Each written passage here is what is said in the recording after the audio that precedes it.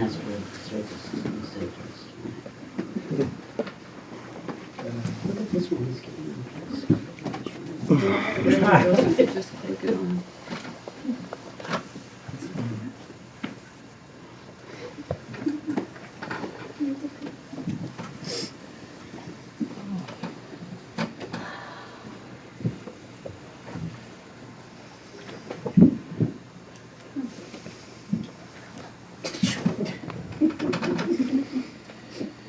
I'm gonna get a matched set. Pretty mischievous, you. Tonight I am. Yeah.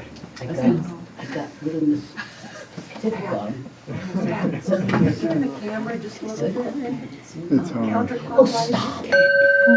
It's true, but it's so good. And you're sitting on the Like, chair. Of course.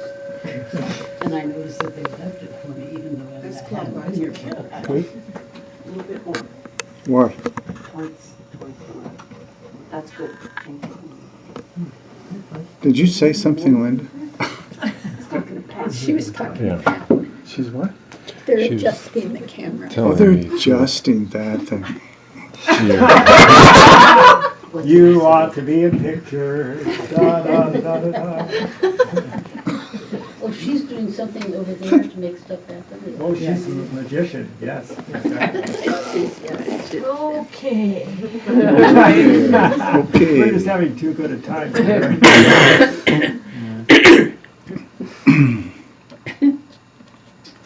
Everybody's got stage fright tonight. So this morning we had a conversation about the four immeasurables, and we could continue that this evening, or any other questions or things that you would like to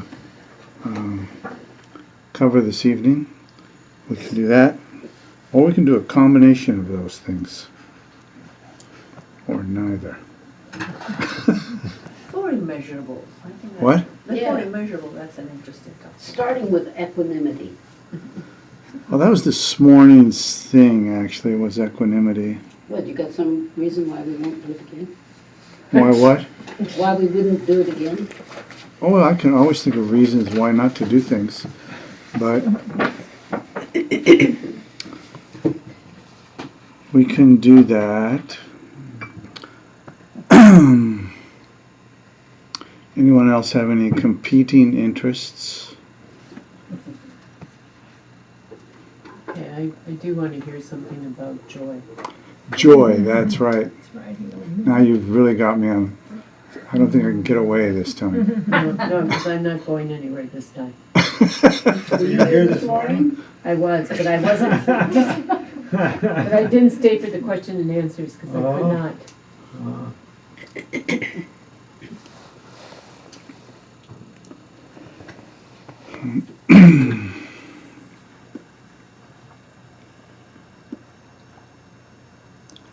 So actually, this evening we begin by looking at just a touch. We mentioned the way that developing compassion and loving kindness. I'll leave the other two of the four just aside for a moment. Developing compassion and loving kindness is very helpful. So it's important for us to remember that we who develop loving kindness and compassion we do that in order to purify our mind stream. So it's not just about being a good citizen in the world and developing loving kindness and compassion for others, but in the process of doing those things, we change our own mind, and that then becomes the basis by which we actually can benefit others. So that system is important to understand like that.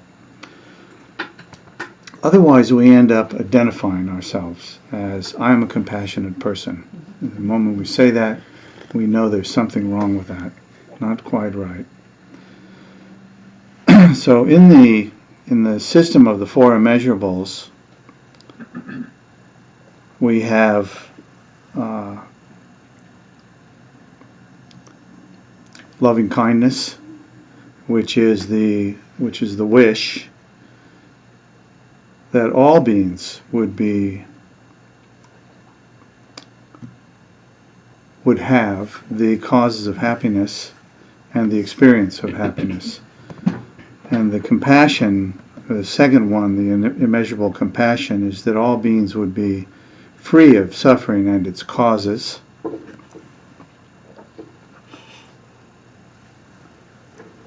And then there is this joyful thing. Can I just ask you a question? I'm sorry, go ahead. How, because I can, okay.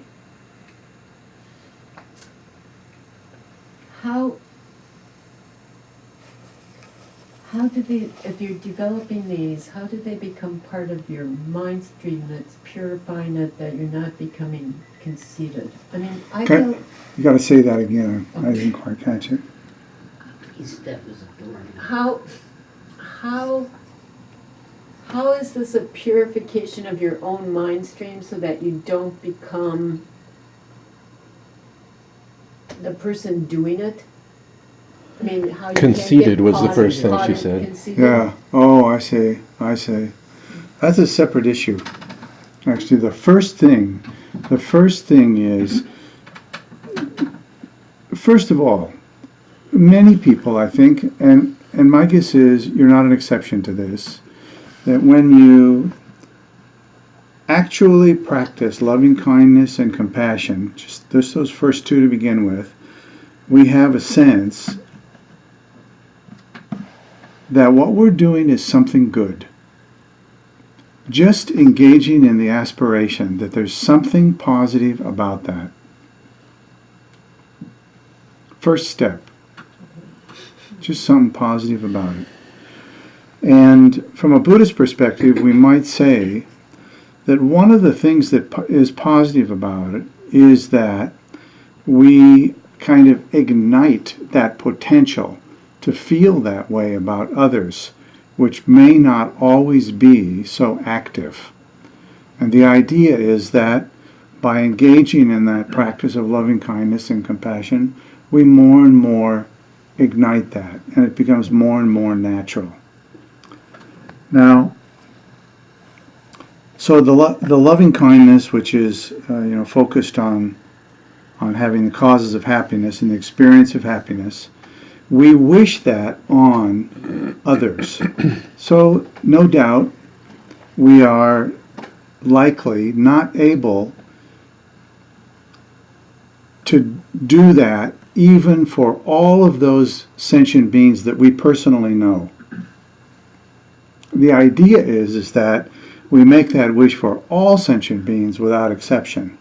But in the beginning, we naturally play this little trick on ourselves. And that is that it's easy for me to experience loving kindness and compassion for those beings that I like, for those who are helpful to me, for those who don't undermine me or say bad things about me. We divide the world up into these pieces, like those who could be our friends, and the rest are kind of potentially enemies of some kind.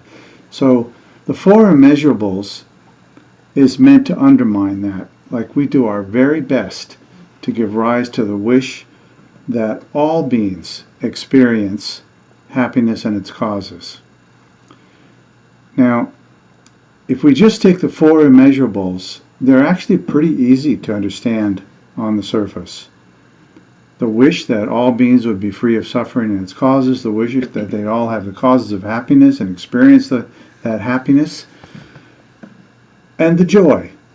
Now, the joy generally comes from the place of practicing giving rise to joy when we see that someone is engaging in some kind of activity, whether it's mental, physical, speech, whatever it is, that they're engaging in some kind of activity that is highly likely to lead to the experience of happiness for them.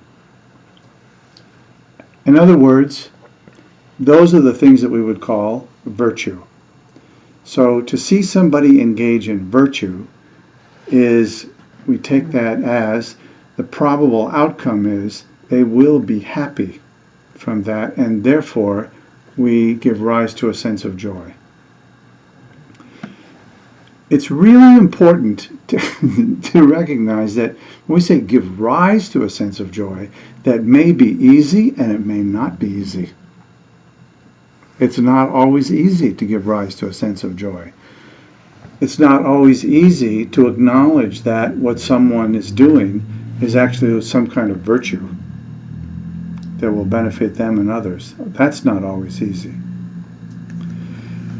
And that's why the fourth immeasurable of equanimity is so important. Equanimity is usually the first immeasurable that is taught when you're engaging in the practice of the four immeasurables as opposed to the philosophical system of the four immeasurables. So they're really the same in the sense that anyone could approach them in any order. There's no specific order. But the greatest barrier to the practice of the four immeasurables is the lack of equanimity. So equanimity is sometimes, for me this is always the case, I always feel like you teach about the four immeasurables, the first thing that's important is equanimity. We talked this morning a little bit, I think it's worth repeating. And I'll phrase it slightly different this morning, just because then I'm entertained and therefore I'm happy, and if I'm happy, you're happy.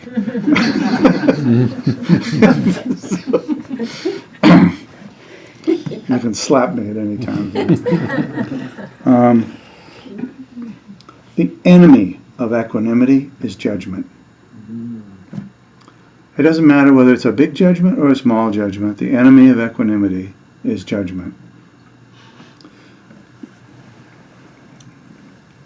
Somebody wrote and put it on the dining room table at a 3-year retreat one day, and I just happened to be going through the dining hall, and there it was, and there was a little note that said, not written to anybody,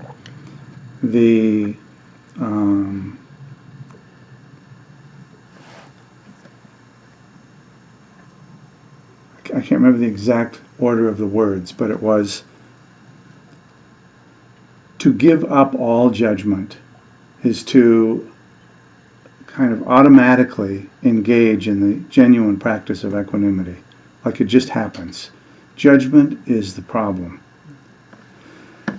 And equanimity is, on the other hand, you could say, an antidote to judgment. But until we actually experience that lack of judgment and the equanimity, it's not, it really works more, I think, along the lines of you abandon judgment and the equanimity arises easier. Yeah. So what do you mean by judgment? Judgment? Yeah. Well, almost any judgment. Almost any judgment. Like what? A judgment primarily about, in this context, let's say, a judgment about somebody's activities. So if they do something or they say something, for that matter, even if you could see it, they think something, and there's some judgment in there, that judgment undermines the equanimity.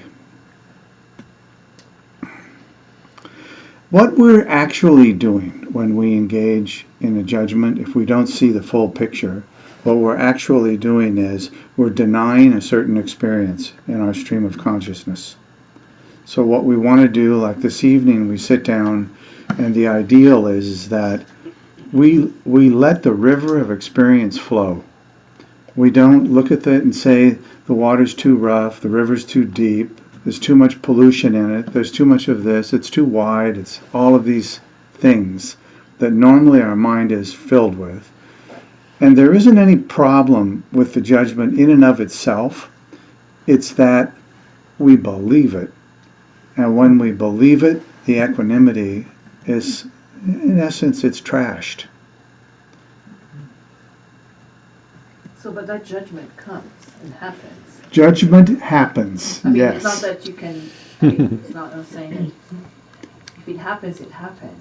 So you kind of That is true. experience it. You know, That is and true. judge, but- And there's nothing wrong with that experience. So Correct. that's That's what I'm that's what we're trying to get at here is what actually do we need to do? So we cannot just decide I'm not going to have judgment. Try it.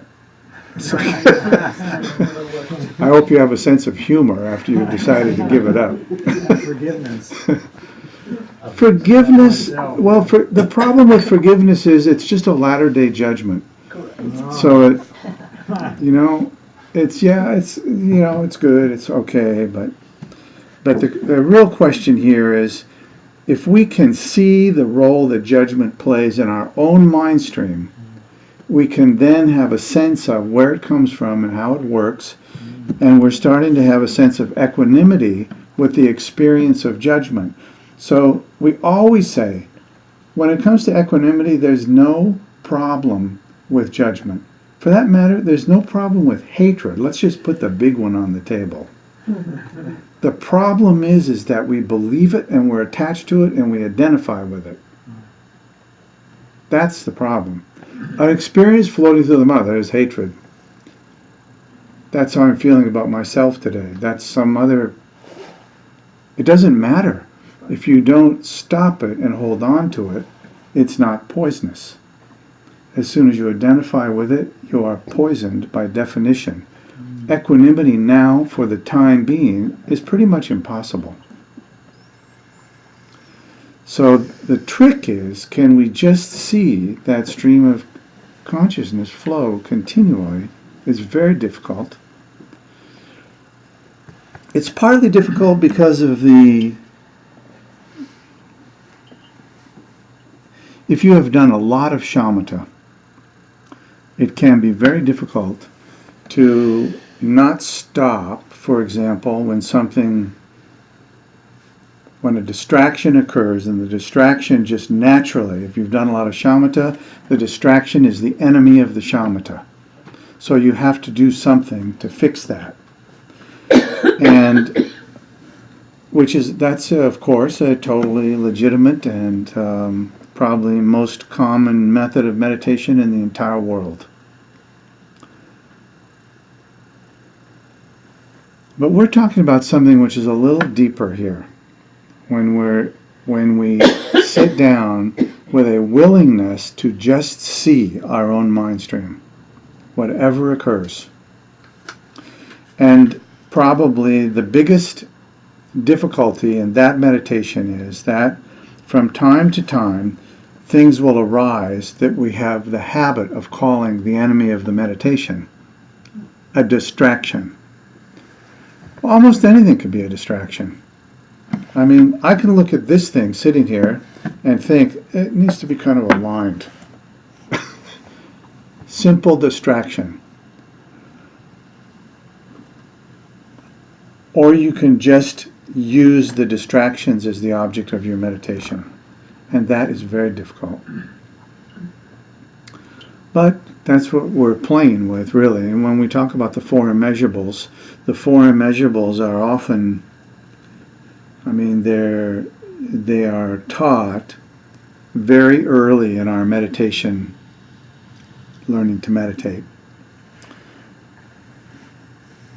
And I think there's a value to that, because most of us will say, I would like to be more compassionate, I would like to be more kind, I would like to be more joyful, especially when I see people who I think have no positive qualities and I see them doing something good. Can I rejoice in that? Maybe that's hard. If that's hard, that's a good place to stop and look. All the things that pass through our stream of consciousness are things to see.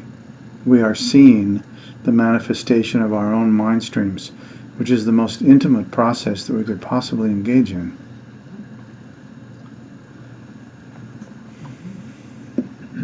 Okay. I think, where was I? I just wanted to add to the question. Could you put expectations in judgment as kind of the same? Yeah, would you call an expectation a judgment? Yeah, definitely. Yeah, that's kind of my sense too. We can get kind of strung out over the, the fine details of a definition of something. And oftentimes, some of the great teachers in the past, when they would write, and today we have their books, and often in the beginning of that book there'll be an injunction against paying too close attention to what you're reading. Like you need to kind of step back from it a little bit and get the feel of it, the sense of it. If you get down to the point where you're defining words and trying to think whether or not it's the best word for the thing, then you may be missing the real point of what you're reading.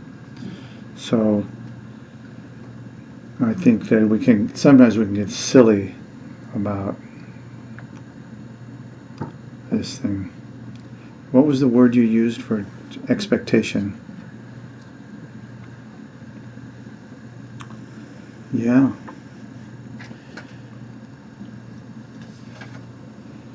But even expectation in a moment, if you're intending to practice the four immeasurables, and you have an understanding of all four of them, you see an expectation arise, and that can easily be embraced by your sense of equanimity. What has arisen? I can call it an expectation, but it is also just like a thought. It's here one moment, it's gone the next. And if it's not gone the next, it's probably because I keep reaffirming the expectation. Is that okay?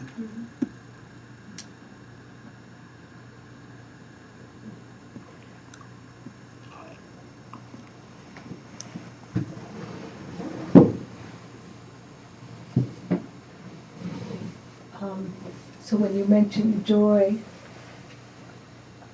an old kind of question popped up again. It's popped up a number of times over the years, and that is, how come sometimes I am just plain sobbing, and yet my sense is that the basis of that is joy. What's the basis? Even though I'm sobbing, Oh, sobbing. I see. sobbing, not happily sobbing, but it's still, I have a strong sense that the basis of it is joy. And something you said, like, well, maybe not judging on the surface of what's going on, but what it might lead to, or the idea that it's maybe virtuous or something. And it's like the sense that I've had of the sobbing being joy is because of a connection. And so to me, that's one of the bigger useful things in this relative reality, is connections between people, beings. And so then it's dropping the judgment about, well, sobbing should be painful, right? It's like, no, there's some joy there. And sometimes when I'm aware of that joy in the sobbing, I think, well, maybe I'm just wacko. But it feels like there's joy, and then the only thing that comes up when I'm contemplating after is that it's that connection which is virtuous. So Yeah. I don't know how that fits in the teachings on joy.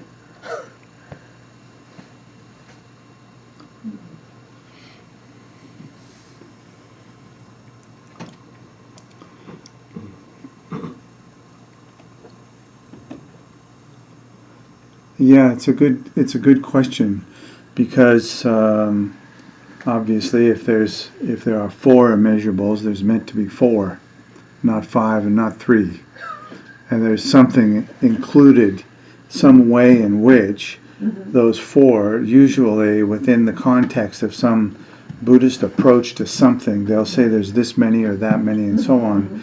And there are some exceptions, but usually that is meant to be a kind of a package. That's it. And the four immeasurables,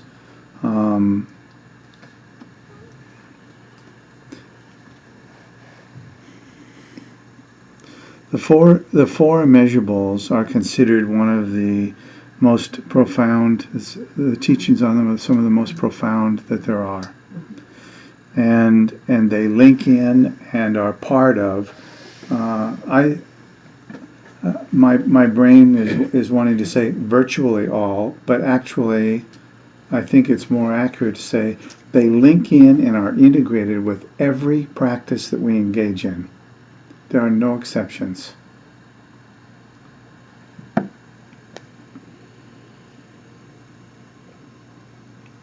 You're looking for one, aren't you? No, I'm just reviewing. No. Now they're really of critical importance, and the joy piece is in a certain way the most difficult. And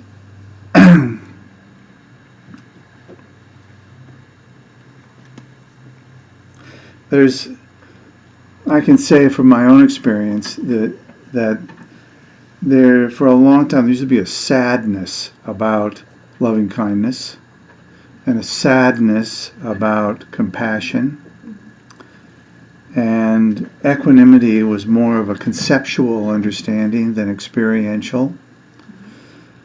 But the joy piece is there with some importance because we can feel a sense of sadness. And even in compassion, where we're having a sense of making the strong wish that all beings, and maybe we're using somebody in front of us at that very time where we're feeling this compassion for them, and so we make the wish that all beings will be free of the causes of suffering and experience freedom from suffering.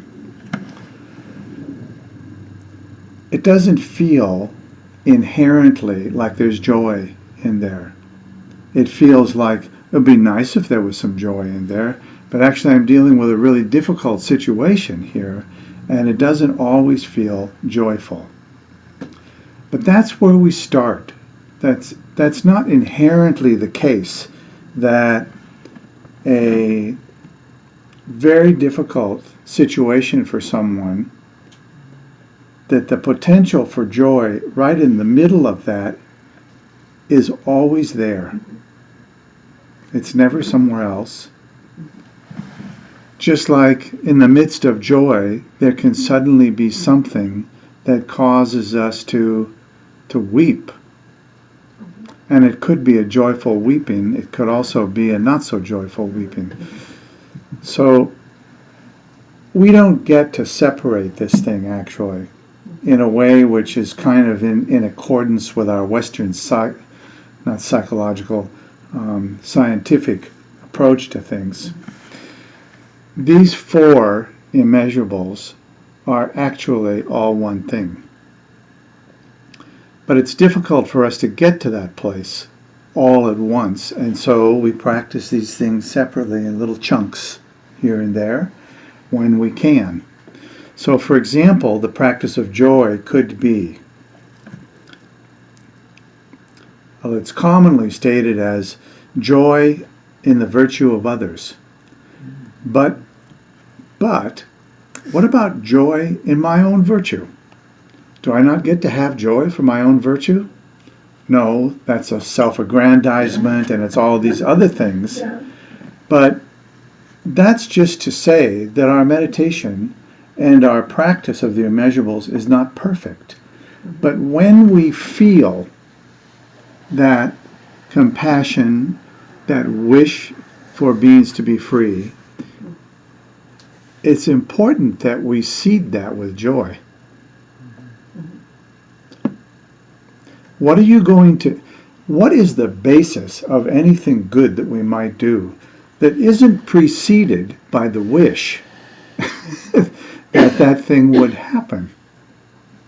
Someone who's dying and certainly going to die, like if you're in a hospital and someone who's dying and certainly going to die, there are times when people struggle against that. and it's hard to see the joy. But there should be some joy from your perspective being there if you can actually make the wish, which is actually relatively easy to make in the presence of someone who's dying, that they would be free of the causes of suffering, which are not the actual circumstance that we can see with them, but rather they're some combination, almost surely, of their attachment and aversion. The higher the aversion goes, the greater the suffering. Yeah, the digging in. And we know, if not from experience, we know that you can't just say give up your attachment. Most of the things that we might say when somebody is having a lot of suffering will actually not be helpful. So there's a whole range of things that need to come about by virtue of just working with this material a lot, over and over and over for a long time, until we gain the skill to see what's happening. And the four immeasurables are meant to be an antidote to the lack of loving kindness, the lack of compassion, the lack of joy in general in our practice, and the lack of equanimity, which is a really big deal. Really big deal.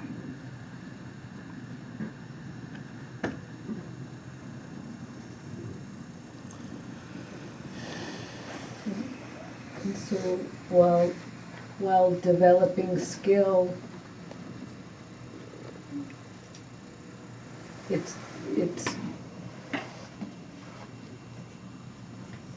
essentially gaining strength from believing that it's the right direction, trust in the direction. And so then it's like, I'm not skilled yet, but it's this is still, there's some strength to be gained just from believing that. Yeah. Yeah. While practicing. We may be our own favorite person in the whole universe, but we also may be our most despised person. In other words, we are with ourselves like we are with others. Mm-hmm. And so when we engage in this practice, we need to not only make the wish to be free of suffering for ourselves, because we're talking about immeasurable loving kindness. It's a serious mistake, not a small one, to include all sentient beings in your aspiration except for yourself, who clearly doesn't deserve it. You know, we just have that sense, like, I can't do it for myself, but I can do it for others. This is not correct. There's a mistake in there, both in the understanding of the four immeasurables and in the practice of them. Or I feel like I'm okay. Don't worry about me. It's just Yeah, don't worry about me. gotta Yeah. fix those other Tough people. guy. Yeah, exactly. Dora, yeah, thank you. Well, so this is kind of a tangential question, but I've just been wondering. Geometry? What? Yeah. This is the geometry portion of the Yeah. of the test. And it's kind of just theoretical, I guess. But I've been wondering whether, so we talk about joy, we talk about ordinary happiness, and we talk about, ultimate happiness. We talk about, and sometimes the joy one is translated supreme bliss. Yeah. So there's obviously some different Different joys. and I'm curious whether what, sort of at the grossest, making the grossest distinction, like, what is there a relationship, or what is a relationship, if any, of just an ordinary sense of joy or happiness Yeah. and real, ultimate happiness? Is it a question Yeah. of duration and intensity, or is it just a whole other thing? Like, and why, yeah, is there just any what is the relationship? Do we? We need to get Ken McLeod here. Yes, yes, yes. He's coming to town, No. Yeah. April 15th. Well, have him over here. Let's do that. We could ask him this question, and one thing we know for sure, he would have an answer. Whether he would like the answer is another question. He would have an answer. Yeah.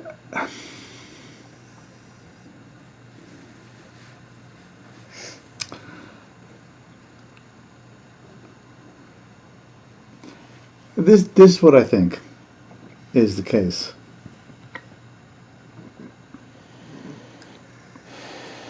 It's not one thing or the other. So especially, you're kind of taking it up notches here. Is it all of us could say, I know what joy is like. Even if I don't have much, I know what it is.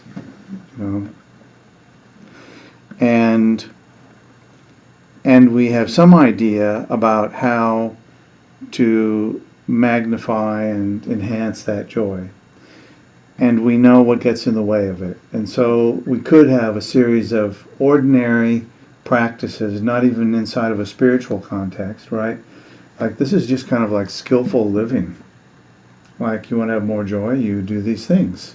And you want to have more friends, don't yell at them so much. Be nice to them, compliment them, appreciate them, and so on. And sometimes I think that's a good thing. That's a good starting place for a lot of people and really helpful. And then they experience some progression, and then they want more. And pretty soon now they're kind of at the door of wanting to transcend ordinary stuff.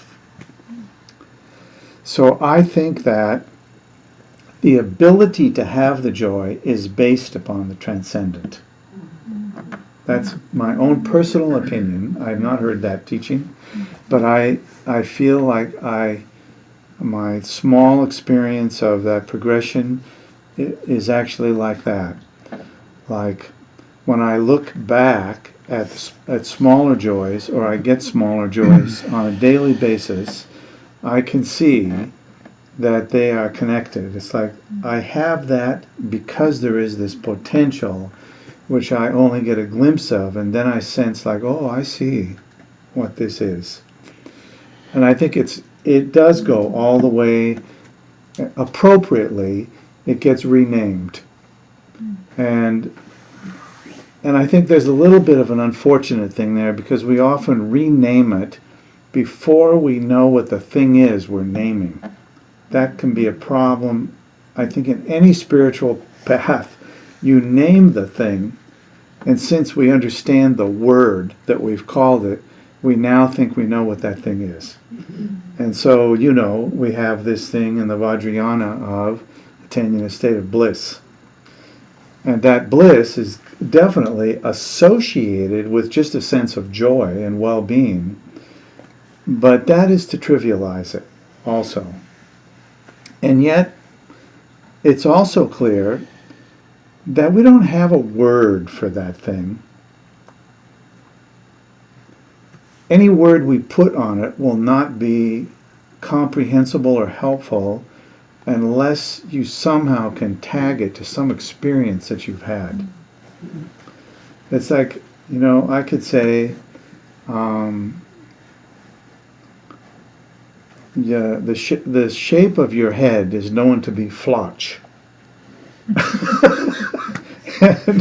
and you would, amongst head shapes, Dora has a flotch. And you look at Dora and you think, what is it about Dora's face or head that makes it a flotch? Well, we just don't know anything, and so it's trivialized in this instance because we don't have anything meaningful to connect it to. But if we go and hear some great teacher, I think it requires that for us at this point in time.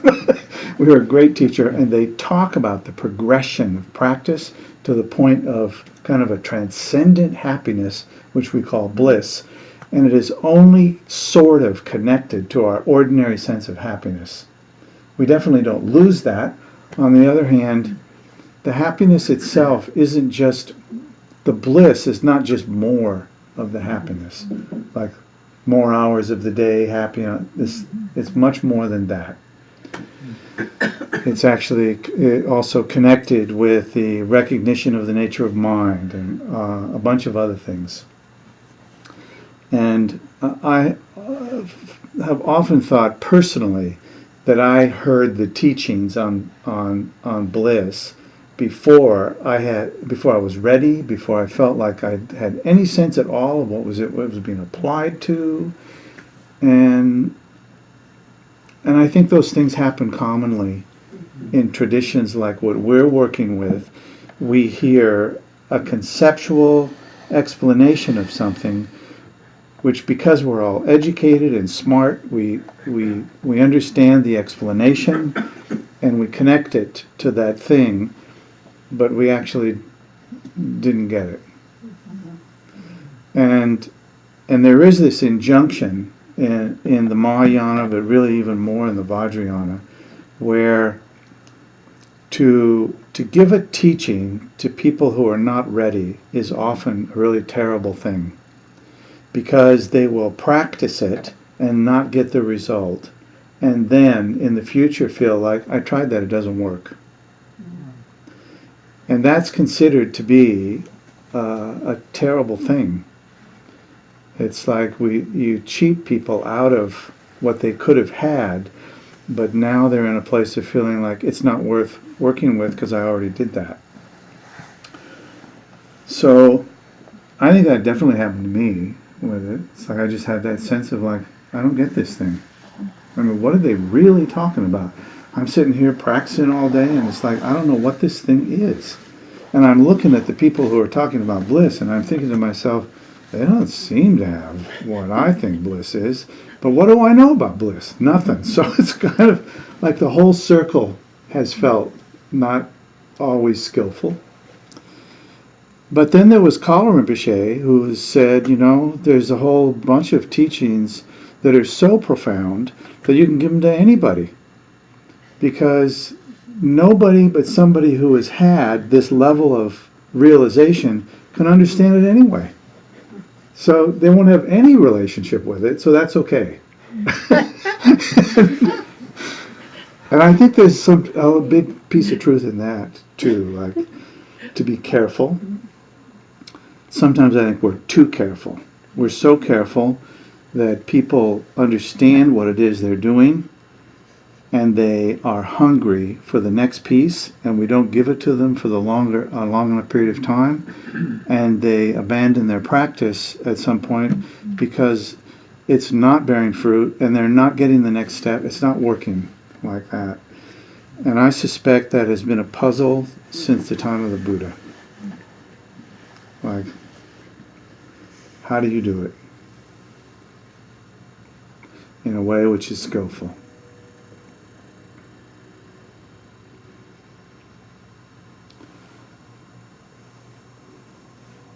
Bliss. You hear the word bliss. You will have bliss. You think, why? When? Perhaps I could pay a little more today and get it sooner. I have a question. So it kind of seems to me like in our culture, loving kindness and compassion are kind of interchangeable terms. Yeah. So what's your definition of what's the difference between Loving kindness and compassion. Yeah. Well, traditionally, the simple distinction is compassion is the wish that beings or somebody or all beings be free of the suffering they have, be free of the causes of suffering, and free of the experience of suffering. And of course for us culturally, that'll usually have something specific about it, like that they would be free of that suffering. But in the context of the immeasurables, it's just free of suffering and its causes. So it's no good to be free of suffering and not to be free of the causes. So you just get it back again.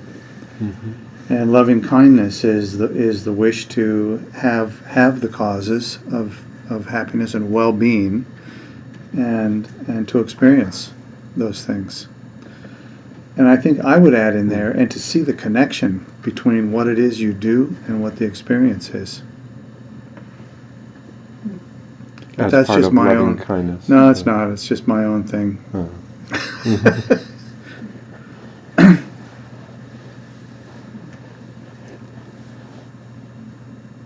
Let's see. What else, did you ask something else?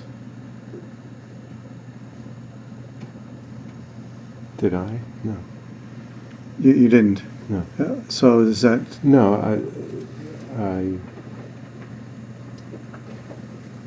yeah, I mean, I guess it's sort of,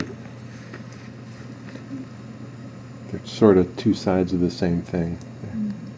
Or they're the two steps, the two-step That's right. process. Yeah. Yeah, I think that's true. And you can also, if you work with any of the four immeasurables a bit, you can start to see all the nuanced pieces of it, which there are just uncountable pieces of it, nuances here and there. So, like you just mentioned, what you just mentioned is a nuance. So you have loving kindness.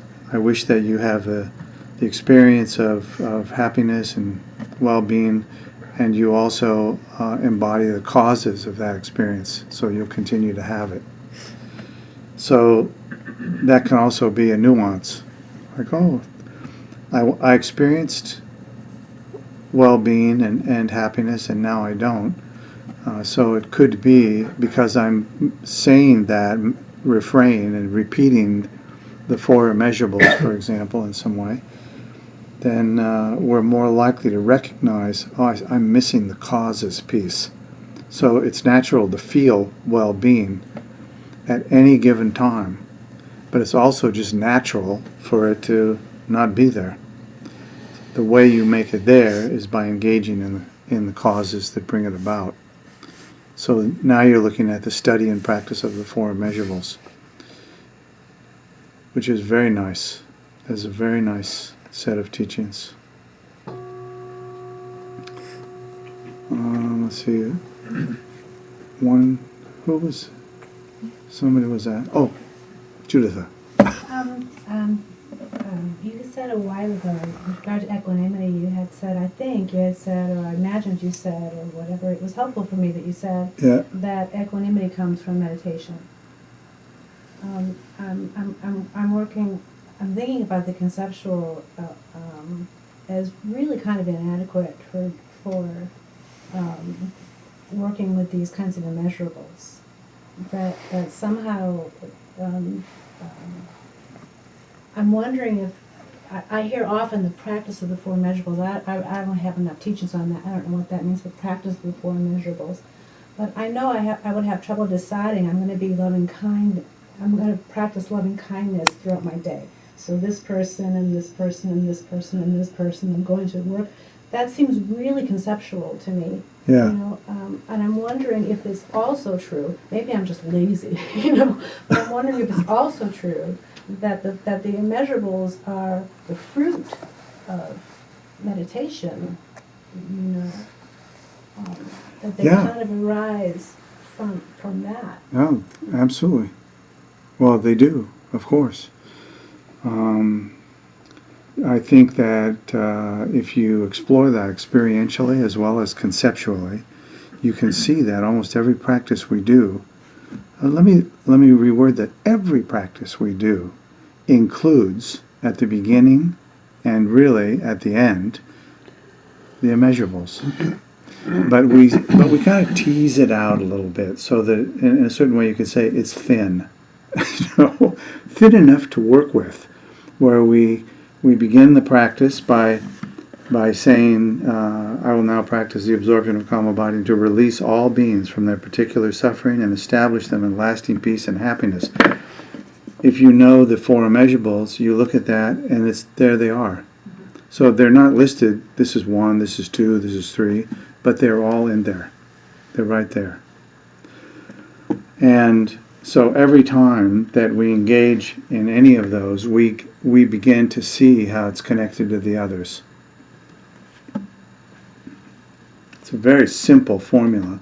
Simple formulas, of course, we know in our own lives are often the most profound and the things that are used the most and therefore the easiest to embody in our practice, to remember, to do. Our great downfall in terms of our abilities and to engage in the practices between sessions all pretty much comes down to, can I remember to do it?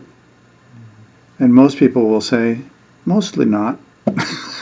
You know, I get home at night and I intended to at least give rise to one of the four immeasurables once today. And most people will say, I can go weeks and never remember. It's amazing. So it takes something special in order to make it happen. And that special thing is often something very simple that is very personal. We can remember it because of this thing. Like every day I see this person, and actually this person, I'm actually saying here a little bit of a personal experience. This person is very unhappy. Every day they come to work, I see they're very unhappy all the time. They are not nice to themselves, and they're not nice to anyone else that they're around either. And so, you could take that person. This is my charge. My charge is to change that game. I will be sufficiently kind to them that they will have no choice but to respond. That might take months. Daily somethings. But it works. In my experience, invariably. And during that process, then, because you're looking at the four immeasurables, you start to have a nuanced respect for those immeasurables, and you start to get subtle in the way that you understand them and how you relate to them and use them in relationship to others.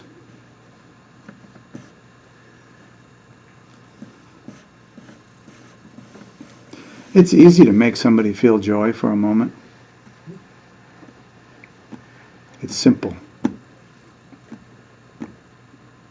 Especially if they don't know you very well. I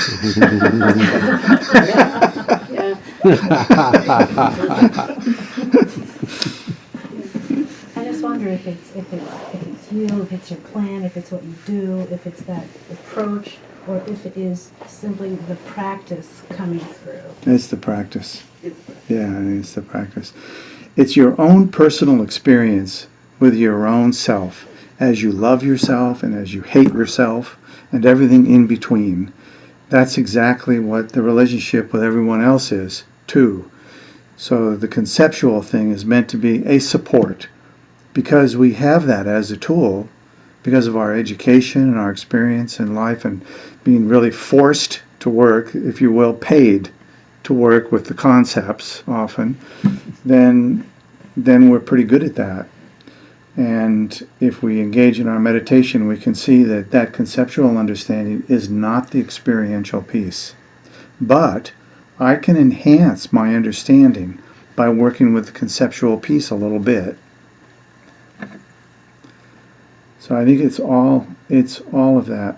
And to just kind of, embrace another individual with your practice, with some kind of kindness. I brought someone that I worked with every day.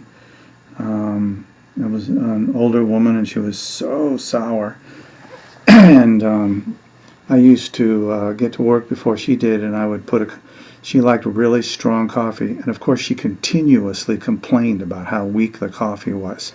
I mean, and not just in the morning, all day. complaints one after the other. And so I would go into the little coffee room and I would put 2 bags of coffee and make a really strong cup of coffee, and I would secretly leave it on her desk. It took about a month before she figured out who it was. But it was great. She had no idea who it was. And I used to talk with her a little bit and say, it's very odd, isn't it? Like, who would do that?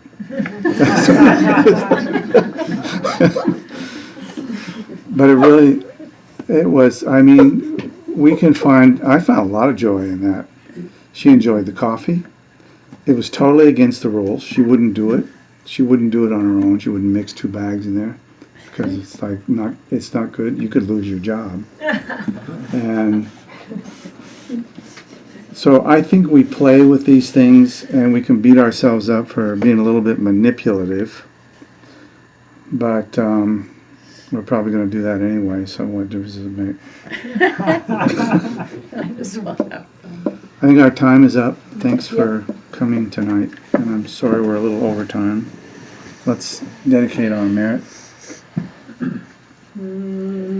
By this virtue may I quickly realize Mahamudra and establish all beings without exception in this state.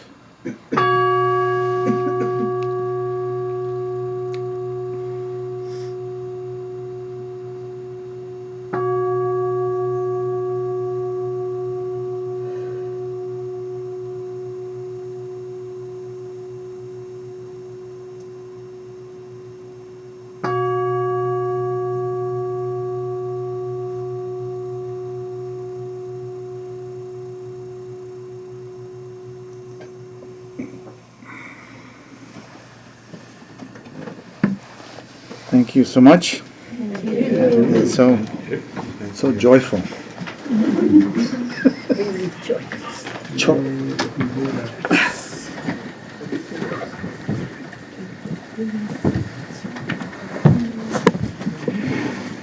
Oh.